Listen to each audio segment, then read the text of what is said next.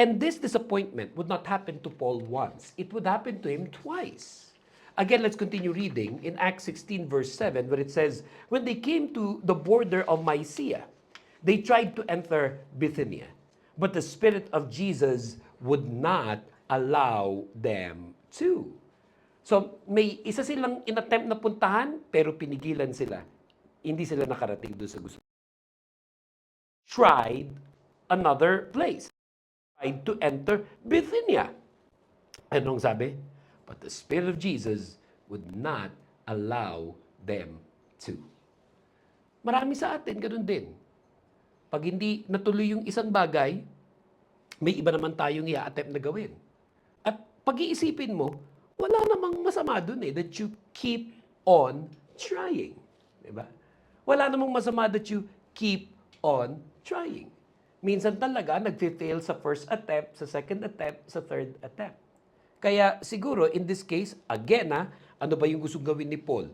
Ministry din Kaya ang iniisip niya, ang gagawin ko naman para sa Panginoon. Siguro naman ibibigay na rin niya itong gusto kong mangyari, itong gusto kong puntahan. However, hindi pa rin binigay sa kanya. Nagkaroon ng disruption dun sa mga plano niya. Hindi rin natin alam exactly kung paano sila na-hinder, pero what we do know is na-disrupt yung kanilang mga plano. Tulad nung nangyari yung gera dito sa Middle East. Nung pumasok yung bagong taon, nitong January of 2026, whether it's in our personal lives or dito sa buong Middle East, ang daming excited na excited para sa taong 2026. In fact, up to about the month of February, on a regional scale, masasabi na maganda ang tinatakbo ng ekonomiya ng mga bansa in the Middle East. And then, suddenly, this war happens. The United States and Israel would attack Iran. And then Iran, in retaliation to the United States and Israel, would retaliate to the American allies in the Gulf, including the countries where we live. The UAE, yung Qatar, yung Kuwait, Oman, Bahrain, and so on. And what the Americans thought would only last for 1 week has now extended to 1 month and might also extend, even as this message is being preached, to more than a few more weeks and probably up to 2 months. Ang pinagpipray ko nga, sana matapos na ito agad. Matapos na ito the soonest. Pero what can we do? These things are beyond our control. Maraming mga bagay na nangyayari ngayon sa ating kalagitnaan, sa ating mundo, is beyond our control. When this war happened, I was in the Philippines. Pabalik na ako dapat dito sa UAE. And then the airspace closed for a few days, probably even more than a week. Nung nagbukas na, kasi may isang airline lang na nagpapalipad from the Philippines to Dubai and Dubai to the Philippines, yung Emirates lang. Nagdadalawang isip din siyempre ako kung sasakay ako. Kasi kahit anong sabi nila na, ay, nai-intercept naman ng missiles. Diba? 97% of the time, nai-intercept naman yung mga missiles. Nung pabook na ako dapat ng plane ticket, biglang nabalitaan ko nung, kakatira lang doon sa airport. So 97% daw nai-intercept.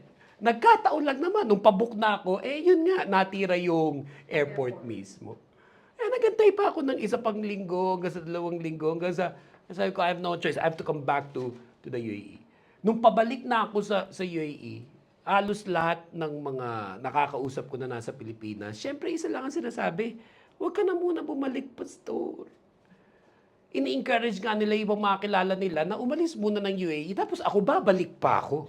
Diba? Tapos yung mga members natin sa church, nagme-message pa sa akin, pastor, kailan ka babalik dito? Kailan ka babalik dito?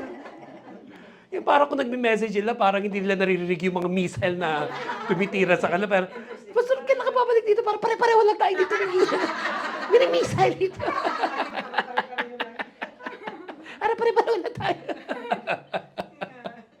And finally, nag-decide ako, sige, I'll come back. Nag-book na kami ng plane ticket namin.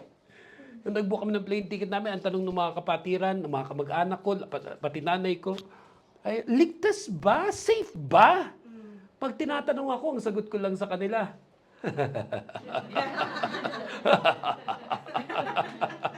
yun lang.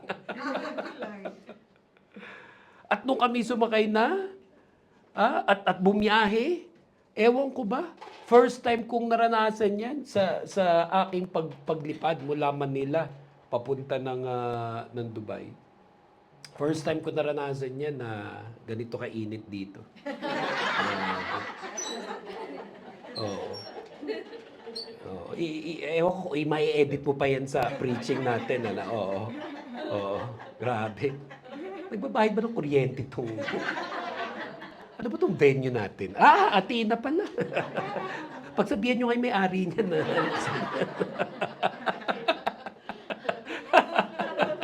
Na-miss niyo yan.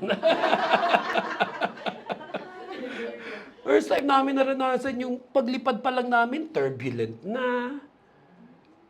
Ilang oras nga ba ang biyahe mula Manila to Dubai? Is it 8-9 hours? First time namin naranasan, siguro yung 9 hours na yun. 8 hours non-turbulent. Mula paglipad, nasa gitna, hanggang paglanding. Naabutan pala namin ng paglanding, bagyo. Yun yung bagyo eh. At ang pakiramdam ko talaga, lalo na nung palapit na kami sa Dubai, na parang napupunit yung eroplano sa tindi ng turbulence. May mo hirap-hirap nun. Kasi pag may turbulence, no, sa biyahe, bawal mag-toilet. Dapat naka-seatbelt lang, tapos sarado ang mga toilet. Isipin mo mula umakyat hanggang pag-landing, hindi ka tumuilet ng buong siyang na. So habang kinakabahan ka kung mapupunit yung eroplano, yung pantog mo puputok.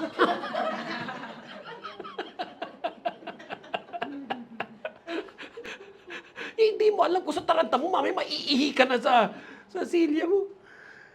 And then syempre, tumatakbo na sa isipan namin, di ba? Ayan, palapit na kami sa Dubai. Naku po, may mga missile kaya. Kaya nung kami lumanding, alaga naman 2 bagay yung ginawa namin nung kasama ko. Una, nagpasalamat sa Lord na nakalanding kami safely at nag-toilet.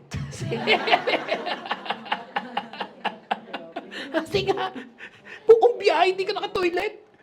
Tapos ang matindi nun, di tayo ako agad, tinanggal ko yung seatbelt, diretso ako agad sa toilet. Ako na yung susunod eh. Ito yung toilet. Ako na eh. Tapos bigla may sumunod sa akin sa likod ng mga senior citizen. Nahabag naman ako. Parang nahiya naman ako sa sarili ko bilang pastor. Kung ako nga hirap na hirap, paano pa kaya ito? Kaya hindi rin siya makapaniwala nung sinabi kong, kayo na po.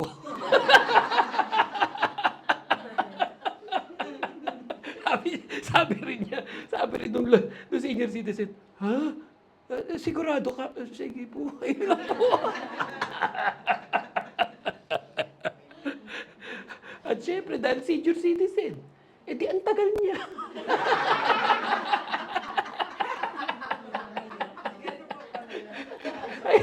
ay naroon siya.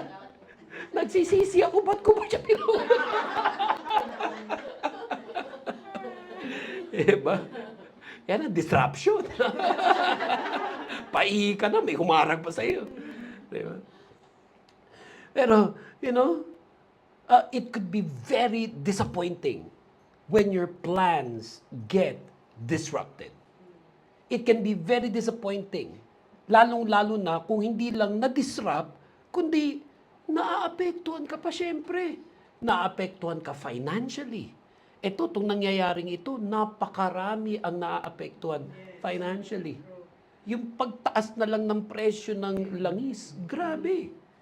Grabe. Ako, sa tagal ko na dito sa Dubai, UAE, as this message is being preached, I've been here for 17 years.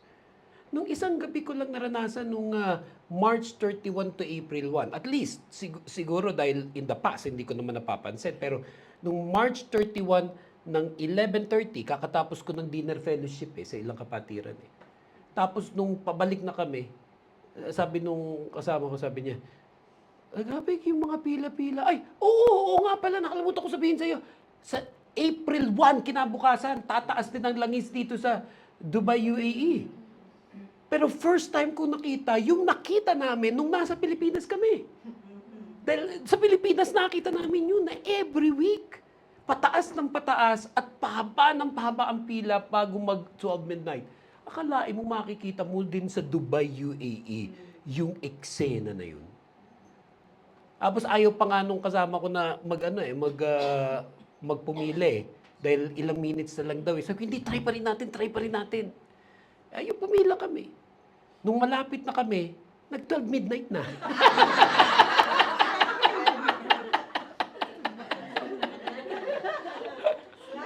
tapos, sabi ko sa kanya, malay mo naman, i-consider pa rin tayo.